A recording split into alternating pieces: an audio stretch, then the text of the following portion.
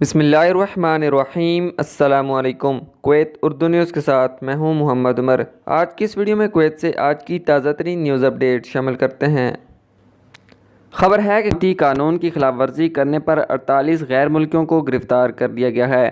وزارت داخلہ نے اقامتی قانون کی خلاف ورزی کرنے والوں کے خلاف اپنی مسلسل مہم میں احمدی گورنری میں 48 رہائشیوں کی خلاف ورزی والوں کو گرفتار کر لیا ہے۔ یہ حفاظتی مہم نائب وزیر اعظم، وزیر دفاع اور قائم مقام وزیر داخلہ شیخ طلال خالد الاحمد الصباح کی ہدایات پر چلائی گئی ہیں۔ تمام رہائشی خلاف ورزی کرنے والوں کو قانونی کارروائی کے لیے مجاز احکام کے حوالے کر دیا گیا ہے۔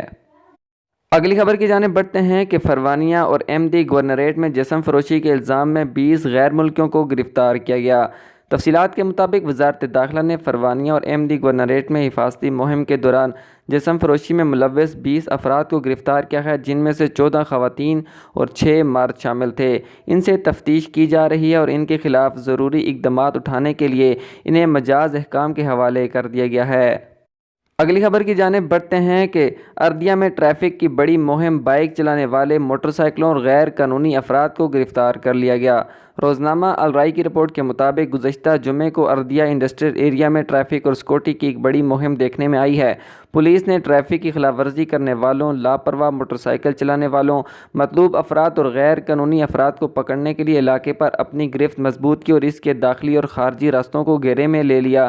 وزارت داخلہ کے ٹریفک اور آپریشن سیکٹر میں کوآرڈینیشن، فالو اپ اور لرننگ ڈپارٹمنٹ کی جانب سے چلائی جانے والی اس مہم کے نتیجے میں 3 گھنٹوں کے اندر 600 ٹریفک کوٹیشن جاری کیے گئے ہیں اور 550 خلاف ورزی کرنے والوں کو بلاک کیا گیا ہے۔ یہ مہم نائب وزیر اعظم، وزیر دفاع اور قائم مقام وزیر داخلہ شیخ طلال الخالد اور وزارت داخلہ کے انڈر سیکرٹری لیفٹیننٹ جنرل انور البرجاس کی ہدایات پر منعقد کی گئی۔ اس کی پیروی وزارت میں ٹریفک اور آپریشن کے امور کے assistant under secretary major general Jamal Alsayegh نے کی ہے۔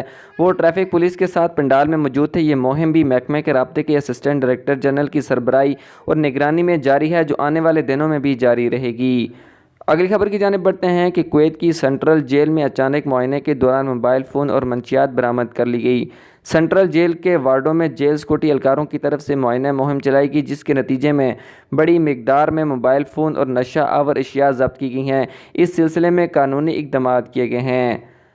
اگلی خبر کی جانب بڑھتے ہیں کہ منشیات فروخت کرنے کے الزام میں غیر ملکیوں کو گرفتار کیا گیا ہے۔ کویت انسداد منشیات کی اسمگلنگ کے جرنل ڈپارٹمنٹ نے 3 شہریوں اور 2 بدون اور 1 مصری کو تقریباً 4 کلو گرام منشیات کی قبضے سے گرفتار کیا ہے۔